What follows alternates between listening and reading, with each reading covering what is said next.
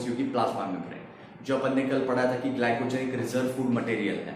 Glycogen क्या है? Carbohydrate. Okay, सो glycogen भले ही वहाँ पे रिजर्व फूड मटेरियल है, बट ग्लाइकोजन को फैट में भी कंसिडर किया जाता है। वो क्यों किया जाएगा वो लिपिड में अपन कवर करेंगे।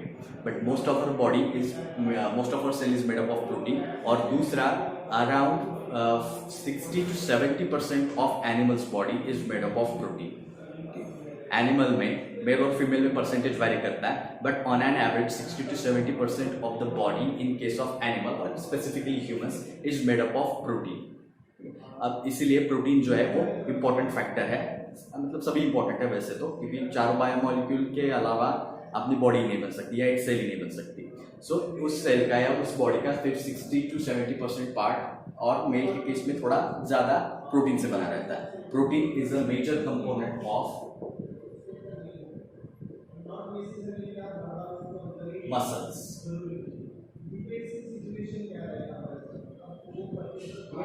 या अपने बॉडी में जितने भी मसल्स रहते हैं वो किससे बने रहेंगे? प्रोटीन से। और हमारी बॉडी का लगभग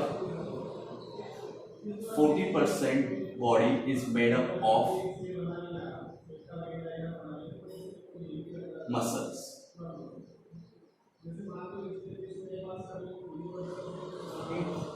ह्यूमंस के केस में, एनिमल के केस में 40% बॉडी जो है वो मसल से बनी रहती है, और ये मसल किससे बने रहेंगे? प्रोटीन से बने रहेंगे।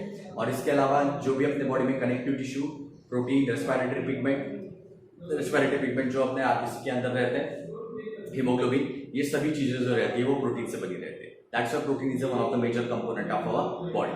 अब ये जितना भी प्रोटीन है, protein is a group of hetero polymeric compounds. Chemically protein क्या है? They are hetero polymeric compound. Polymeric यानी जहां पे एक से ज्यादा सब यूनिट रहेंगे, हेटेरो यानी ऐसे सब यूनिट जो डिफरेंट रहते हैं। सो ऐसे बहुत सारे सब यूनिट जो डिफरेंट है, वो डिफरेंट सब यूनिट एक दूसरे के साथ ज्वाइन बनाएंगे, उससे जो कंपाउंड बनता है, इसीलिए इसको अपन ने क्या बोला? Hetero polymeric compound. एंड दो प्रोटीन के बीच में प्रोटीन किससे बना रहेगा? Which is made up of, और the monomer of protein is amino acid और amino acid। दोनों भी प्रोनाउंस करते हैं, कुछ लोग या अमाइनो एसिड कहेंगे या कुछ लोग अमीनो एसिड कहेंगे। तो ये जितने भी अमाइनो एसिड या अमीनो एसिड है, ये सब मिला के क्या बनेगा? प्रोटीन।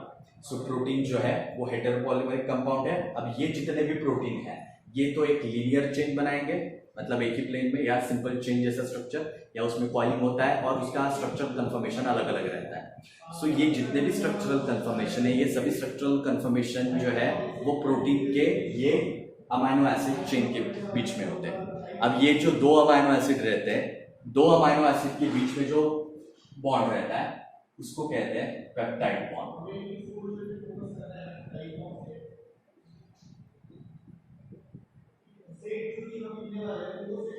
दो अमाइनो एसिड के बीच में कौन सा बॉन्ड रहता है? Peptide bond. अब एक ऐसी चेन जो अमाइनो एसिड से बनी है और जिन अमाइनो एसिड के बीच में पेप्टाइड बॉन्ड रहता है, इसीलिए प्रोटीन का दूसरा नाम, प्रोटीन को क्या बोलते हैं? Polypeptide chain. Protein is also known as polypeptide chain. Why? Because amino acids are bonded together by peptide bond। So peptide bond यानी क्या? जो कार्बोक्सिलिक ग्रुप और अमीनो ग्रुप के बीच में, वो क्या रहेगा वो आगे बताएंगे। ठीक है, सो ये हुआ प्रोटीन के बारे में। अब ये प्रोटीन जिस चीज से बने रहते हैं, ठीक है, प्रोटीन किससे बने रहेंगे? अमाइनो एसिड से। अब ये अमाइनो एसिड क्या है? अमाइनो एसिड जो है एक बेसिक मोनोमेरिक मॉलिक्यूल है, या अमाइनो एसिड को क्या कहेंगे? Micro molecule. अमाइनो एसिड को क्या कहेंगे? Micro molecule. मॉलिक्यूलर वेट उसका कम रहता है, इसलिए उसको क्या बोलेंगे? Micro molecule. और ऐसे बहुत सारे माइक्रो मॉलिक्यूल मिला के क्या बनेगा? एक मैक्रो मॉलिक्यूल। मैक्रो यानी बड़ा। सो प्रोटीन क्या हो गया? मैक्रो मॉलिक्यूल, और अमाइनो एसिड क्या हो गया? Micro molecule. अब प्रोटीन के केस में भी एक प्रोटीन जो है वो 2 अमाइनो एसिड से भी बन सकता है, 10 से भी बन सकता है, 20 से भी बन सकता है, 100 से भी बन सकता है। It depends on the structure of that particular amino acid, एक particular protein. How many amino acids are required to make up that protein. अब ये जितने भी प्रोटीन रहते हैं, these proteins are made up of 20 amino acids. अब plant animal bacteria, ठीक है, प्लांट एनिमल बैक्टीरिया फंगस, इन जितने भी ऑर्गेनिज्म है इनमें प्रोटीन जो है वो सिर्फ 20 अमाइनो एसिड से बनता है। ये 20 अमाइनो एसिड सभी ऑर्गेनिज्म में सिमिलर रहेंगे और उनका सीक्वेंस या स्ट्रक्चर जो भी है वो ऑर्गेनिज्म टू ऑर्गेनिज्म वैरी करेगा। जैसे इंसुलिन सभी ह्यूमंस पे बनता है, तो इंसुलिन जितने भी अपने मैमल्स है, इंसुलिन मैमल्स और मैमल्स यानी वो सभी जो डायरेक्टली बच्चे पैदा करते हैं and they breast feed, so इन सभी मैमल्स में इंसुलिन प्रोटीन किसके लिए चाहिए, to regulate blood sugar level. तो इंसुलिन प्रोटीन है, तो वहां पे बहुत सारे अमीनो एसिड बनेंगे और इसका सीक्वेंस सभी मैमल में सेम रहेगा। There can be a minor difference. Okay, दूसरा, ये 20 अमीनो एसिड जो है उससे प्रोटीन बनने वाला है, बट नेचर में 300 से भी ज्यादा अमीनो एसिड प्रेजेंट रहते हैं। ठीक है, 20 अमीनो एसिड से प्रोटीन बनता है, बट ये 20 अमीनो एसिड क्या आएंगे out of 300 which are present in nature. मतलब ऐसे भी कुछ अमीनो एसिड रहते हैं जो प्रोटीन का पार्ट नहीं रहता है, सेल में प्रेजेंट रहेंगे लेकिन प्रोटीन का पार्ट नहीं रहता है। ये जितने भी अमीनो एसिड है 300 या 200 से 300 अमीनो एसिड बताया, ये वैल्यू किसकी है, वो अमीनो एसिड जो मेटाबॉलिज्म में एज ए इंटरमीडिएट प्रोडक्ट रहता है। मतलब अपने सेल में बहुत सारे चेन रिएक्शंस होती है, उन चेन रिएक्शन के बीच में ये एक हाथ प्रोडक्ट बनता है जो टेक्निकली अमीनो एसिड है, बट वो अमीनो एसिड जो है वो प्रोटीन नहीं बनाते। 300 में से सिर्फ 20 प्रोटीन सभी लिविंग ऑर्गेनिज्म में प्रोटीन बनाए। ठीक है, 300 में से सिर्फ 20 अमीनो एसिड सभी ऑर्गेनिज्म में प्रोटीन बनाते हैं। That's why they are called magic 20। That's why they are called magic 20. Because rest of the amino acids are not part of protein. Rest of the amino acids are not part of protein. दूसरा, ये जितने भी amino acid है, ठीक है, amino acid के बारे में पढ़ते हैं। अमीनो एसिड और अमीनो एसिड। अमीनो एसिड वो स्ट्रक्चर है, amino acid is a group of organic acid, organic यानी लिविंग सेल के अंदर बने। ठीक है, ऑर्गेनिक एसिड जहां पे एक कार्बोक्सिलिक ग्रुप रहेगा, एक अमीनो ग्रुप रहता है, एक अल्किल ग्रुप और एक हाइड्रोजन। ऐसा जो एसिड रहेगा उसको कहते हैं अमीनो एसिड, जहां पे एक कार्बन है, इस एक कार्बन के साथ carboxylic group, hydrogen group, amino group और amino group and alkyl group, ये चारों चीजें जिस एक कार्बन के साथ अटैच बनके ये स्ट्रक्चर रहता है, बना है, उसको अपन कहते हैं अमाइनो एसिड। अब ये अमाइनो एसिड जो है it is said to be amphoteric in nature.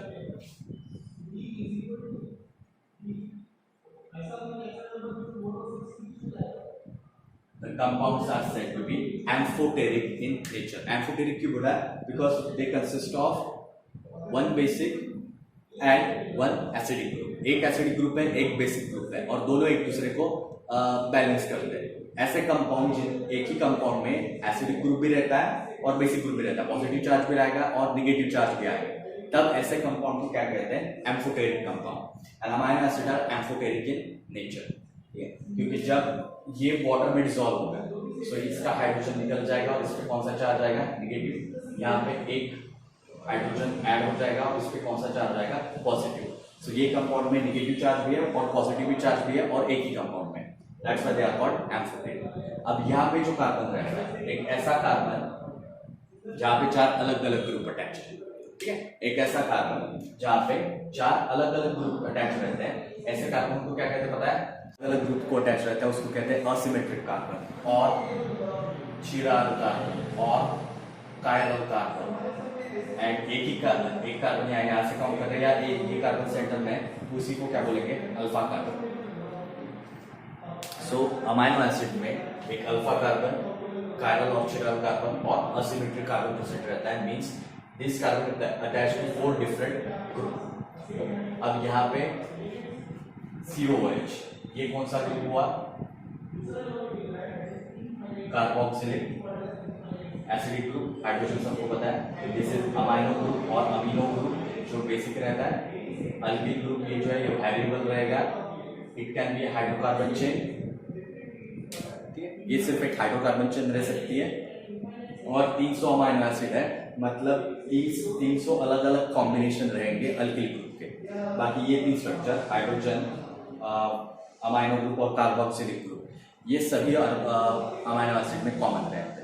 ठीक है, चेंज क्या होगा, अल्किल ग्रुप। अल्किल ग्रुप अलग अलग है, इसकी वजह से वो अपने पास इतने सारे अमाइनो एसिड के अलग अलग टाइप्स रहते हैं। ठीक है, सो अब जब ये अमाइनो एसिड इस तरीके का प्रेजेंट रहता है, तो कोई भी कंपाउंड जो अपने वाटर में डिसॉल्व रहेगा या सेल के साइटोप्लाज्म में प्रेजेंट रहता है, वहां पे उसका हाइड्रोजन जनरली यूज हो जाता है और उस पर चार्ज आता है। ठीक है, सो जब ये टिपिकल अमाइनो एसिड का स्ट्रक्चर है,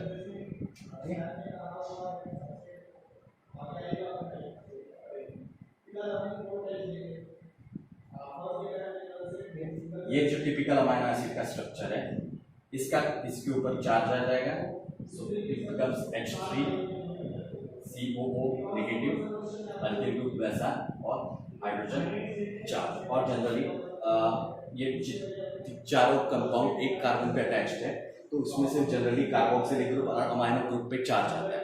सो ये चार्ज आने की वजह से यहाँ पे दो अपोजिंग पोल्स क्रिएट होंगे, इसलिए अपने पहले बताया था कि इसको एफोडेट नेचर कहते हैं। और ये जो स्ट्रक्चर रहता है, इस स्ट्रक्चर को कहते हैं स्वीटन आयन फॉर्म और स्वीटन आयन स्ट्रक्चर। और डबल आर क्यों था, बिकॉज दे आर रिवर्सिबल, मतलब जब ये डिसॉल्व कंडीशन में या फिर साइटोप्लाज्म में प्रेजेंट है, तो उसके ऊपर चार्ज आ जाएगा और वो फिर से अनचार्ज पार्टिकल या फिर से स्टेबल होने के बाद उसके चार्ज चले जाएंगे। Point is that kind of ionic structure is called Sutton ion structure और स्वीटन आयन फॉर्म। ठीक है, सो ये जो स्वीटन आयन फॉर्म रहता है, ये रहेगा अमाइनो एसिड का। अब ये जितने भी अभी तक ये बताया, ये किसके बारे में हुआ, प्रोटीन और अमाइनो एसिड। इसमें कोई प्रॉब्लम है या कोई पूछना है, कुछ पूछना है, कोई क्वेश्चन है क्या आप किसी को?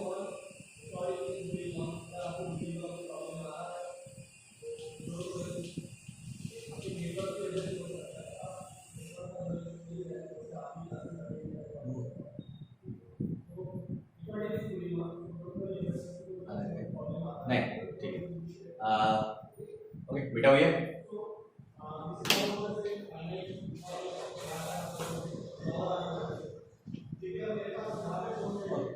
ये हुआ प्रोटीन के बारे में। अब यहाँ पे ऐसे भी कुछ प्रोटीन रहते हैं, ऐसे भी कुछ अमाइनो एसिड रहते हैं जो अपने मेटाबॉलिज्म का पार्ट है, बट वो प्रोटीन के स्ट्रक्चर में नहीं रहते हैं। ठीक है, पहले उन अमाइनो एसिड के बारे में देखते हैं, उसके बाद मेन अमाइनो एसिड के बारे में पढ़ेंगे।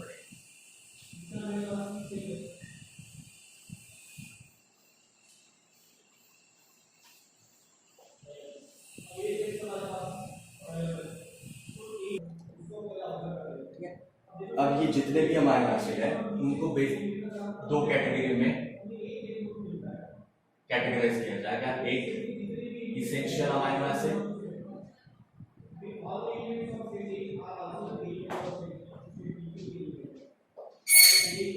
दूसरे नॉन इसेंशियल अमाइनो एसिड। अब इसेंशियल और नॉन इसेंशियल में डिफरेंस क्या रहेगा? इसे इसेंशियल अमाइनो एसिड वो रहते हैं which can not be synthesized by human. ठीक है, अच्छा पहले ये याद रखना, only plant and bacteria can synthesize all amino acid.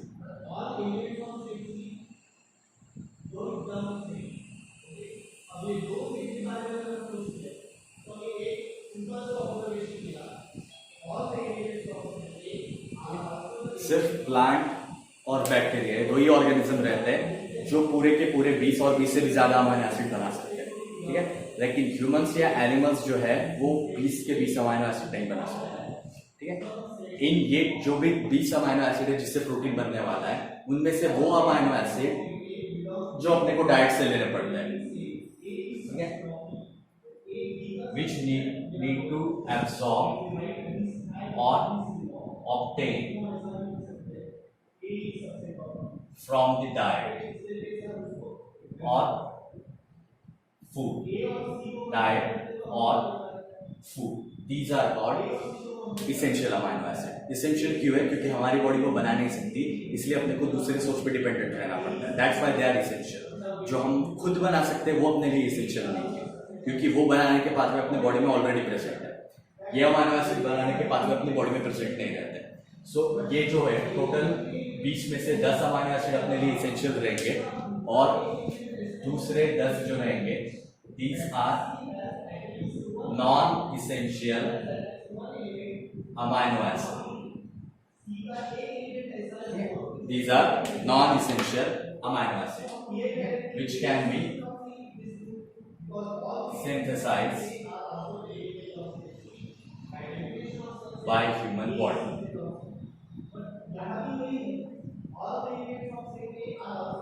These can be synthesized by human body.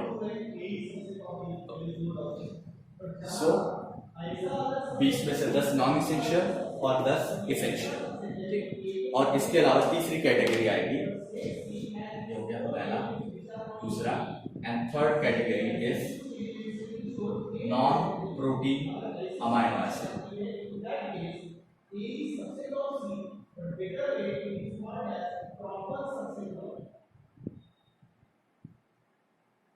Third category is non protein amino acid. Non protein वो amino acid रहेंगे जो अपने बॉडी में प्रेजेंट रहते हैं, they play important role but they do not form or they are not part of a protein structure. Protein में present नहीं रहेंगे बट अपने बॉडी में ये डिफरेंट डिफरेंट टाइप के रोल्स कैरी आउट करते हैं. उनमें से एक आएगा gamma, which full form as gamma amino butyric acid.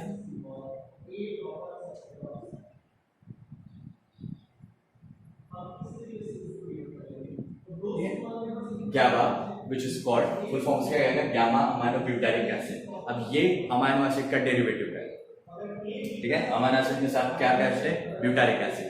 So ये अमाइनो एसिड का डेरिवेटिव है and acts as a neurotransmitter. ठीक है, दो न्यूरॉन्स के बीच में सिग्नल ट्रांसमिट करने के लिए प्रेजेंट रहता है. अब यहाँ पे जितने भी एग्जांपल बताए, ये किसके एग्जांपल बताएंगे? जो जनरली एनिमल में प्रेजेंट है, प्रीडोमिनेटली जो एनिमल में प्रेजेंट है, और उनमें से कुछ अमीनो एसिड प्लांट में भी प्रेजेंट रहते हैं. इसके अलावा और एक रहता है क्रिएटिन, सिट्रुलिन एंड ऑर्निथिन. ठीक है, यहाँ इसमें से creatine, it is involve in muscle action. जब भी हमारे मसल वर्क करते हैं, ठीक है, या मसल में कॉन्ट्रैक्शन और रिलैक्सेशन होता है, ये कॉन्ट्रैक्शन और रिलैक्सेशन के टाइम क्रिएटिन मॉलिक्यूल बनता है. ये क्रिएटिन मॉलिक्यूल जो है वो अपने मसल की एक्टिविटी के लिए इंपॉर्टेंट रहता है. दूसरा रहता है सिट्रुलिन और ornithine. These are excretory product और नाइट्रोजिनस वेस्ट. अपने बॉडी में इन दो कंपाउंड का काम नहीं रहता, बट यूरिया साइकिल, जो साइकिल अपने बॉडी में से नाइट्रोजनस कंपाउंड रिमूव करती है, वो साइकिल में ये दोनों as a intermediate product present रहते हैं. ठीक है, means they are synthesized in our body, more predominantly liver, क्योंकि डिटॉक्सिफिकेशन का काम कौन करता है? लिवर करता है. सो लिवर में यूरिया साइकिल में या ऑर्निथिन साइकिल में ये दो कंपाउंड इन्वॉल्व रहते हैं. ठीक है, अपनी बॉडी के लिए यूजफुल नहीं है बट वेस्ट प्रोडक्ट रिमूव करने के लिए इंपॉर्टेंट है. क्यों? क्योंकि जितना भी अमोनिया अपने बॉडी में बनता है उनको नॉन हार्मफुल कंपाउंड में कन्वर्ट करना पड़ता है. अमोनिया इज मोर टॉक्सिक और poisonous to our body as compare to ammonia. Urea is less toxic. ठीक है, तो यूरिया अपनी बॉडी टॉलरेट कर सकती है लेकिन अमोनिया नहीं कर सकती. तो ये जितना भी अमोनिया बन रहा है या नाइट्रोजनस वेस्ट बन रहा है उसको नॉन हार्मफुल फॉर्म में कन्वर्ट करना पड़ता है. और इस ये जब साइकिल चलती रहेगी उसका एक प्रोडक्ट बनता है यूरिया, जो किडनी के थ्रू रिमूव हो जाएगा यूरिन फॉर्मेशन के टाइम पे. ठीक है, ये कुछ एग्जांपल है. और इसके अलावा हिस्टामिन,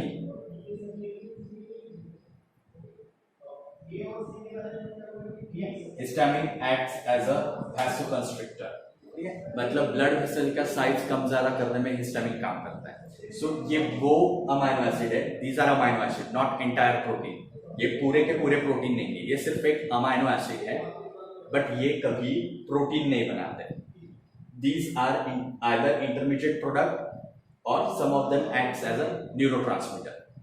तो ये हो गए नॉन प्रोटीन अमाइनो एसिड जो कभी प्रोटीन का पार्ट नहीं बनेंगे। अब इसके अलावा जो 20 अमाइनो एसिड बताया, ठीक है, वो 20 अमाइनो एसिड जो है उनको अलग अलग कैटेगरी में क्लासिफाई किया जाता है।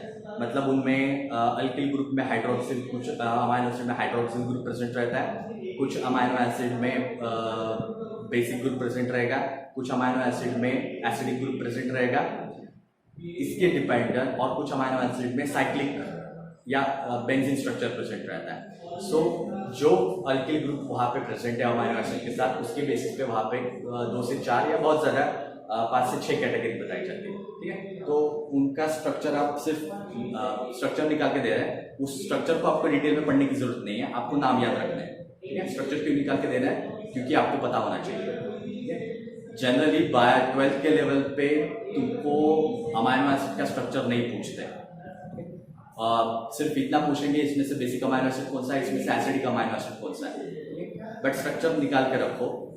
अगर इन केस अगर कोई क्वेश्चन पूछता है कि एक अमाइनो एसिड का स्ट्रक्चर दिया है और पूछा है कि ये अमाइनो एसिड कौन सा है, ठीक है, तो आपको पता होना